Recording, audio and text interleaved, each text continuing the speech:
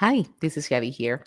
I really enjoy getting your feedback, and because of that, I am creating a course you have been asking for, designed especially for managers and aspiring managers. Hardcore soft skills for managers includes modules for launching a team, improving your communication skills, techniques to collaborate and motivate your team, dealing with conflicts, and creating a culture of improvement.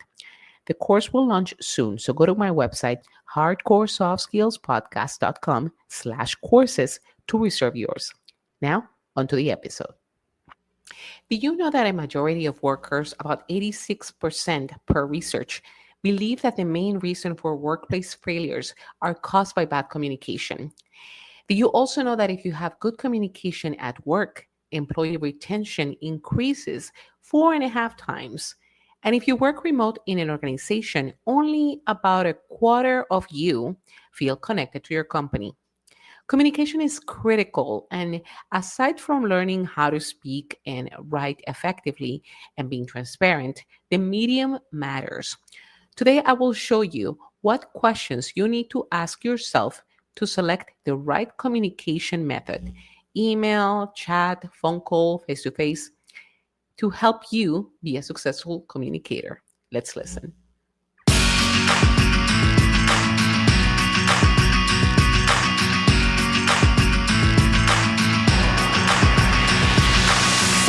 Hi, I'm Gary Caro, and welcome to another episode of the Hardcore Soft Skills Podcast. In each episode, you will learn how to master essential skills. You can go to my website and download now the self-assessment to help you identify which skills you are good at and you may need to improve. Go to hardcoresoftskillspodcast.com/newsletter. All right, so today we are talking about choosing the best communication method. Whether you are working remote or in person, we now have so many choices to communicate: email, chat, text, and we should not treat each one as equal. Context and content matter. If you use the wrong method at the wrong time, your communication is simply lost, misinterpreted. Here are some questions to help you decide the most effective medium for your communication goal. I advise that you save these and put them somewhere in your workspace. Share with your team as a reference to use them when communicating daily. Okay, let's first ask, who is your audience? Is this a person superior in a rank, a customer, a colleague, a manager? How well do you know each other? Based on the answer to that question, you can detect what is the best communication method. For example, are you communicating to the CEO or a person in a higher role? Email, not chat, may be better. Is this communication with a peer you trust? They may prefer chat. A customer, they may prefer email or a call. However, this may be all different based on the company culture and the personal preferences. But the first question is, who is this message for? Remember, this is not about being prescriptive, but instead it ensures you're considering your audience before determining the best delivery method. Right. Second question to ask is this urgent? What is our time frame to communicate this and ensure that the recipient gets it on time? When it comes to urgency, an email may not be the most appropriate way, as we do not know the frequency in which that person checked their email. Instead, you may need to get on a call or a video call. Or guess what? If you are on site, just walk over to your colleague desk for a chat. Let me tell you, when I was working on an on-site location, there were plenty of times people will not think of doing that, just walking over to the other person they needed to talk to, and it could have saved so much time and miscommunication. So if you have the option, or were told to be not remote and have to go to an office, please talk to people face to face as much as possible.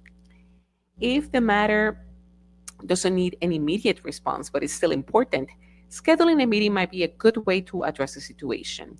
By considering the priority of your message, you'll be able to properly choose the best approach. Next question to decide the method of communication: is this a directive or a conversation? Does this require collaboration? I don't know about you, but I find it very annoying when I get a flood of emails of people trying to collaborate on a specific project. Why not pick a virtual or in person meeting? Perhaps the team members are in different time zones, in which case an email or a collaborative chat does make sense. Just make sure to only include project members so as not to disrupt everyone's inboxes. If it's a directive or a one-way communication, you may not need to gather everyone for a meeting.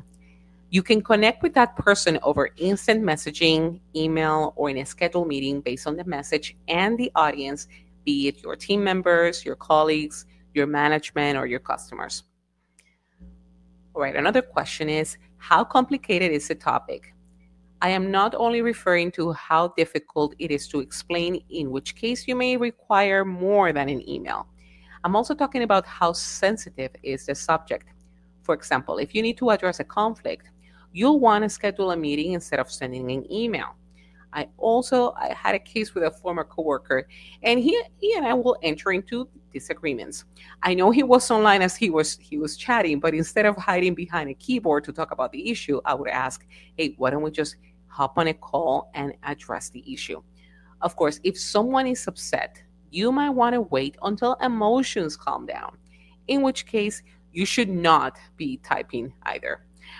Other cases, having a meeting to get feedback from your manager or address a difficult situation. If you do discuss via conference, please have the camera on, especially if you are a manager. You need to be able to address difficult conversations by reading body language and have the courage to provide feedback, good or bad, face to face as much as possible. The face to face connection, even if it's virtual, will allow you to share how you feel and give you an opportunity to gain perspective from their side as well. All right, another question is, does there need to be written record about this? If the answer is yes, you shouldn't automatically default to writing. You can still have the conversation, yet keep a written record by sending an email with a summary of what was decided or a transcript. Post meeting notes are very helpful to follow up for a productive conversation. Okay, so let's recap. Here are the questions to ask to help you decide on a communication method. Who is the audience? What is the urgency? Is this a directive or a conversation? How sensitive or complicated is the topic? And lastly, does there need to be written record?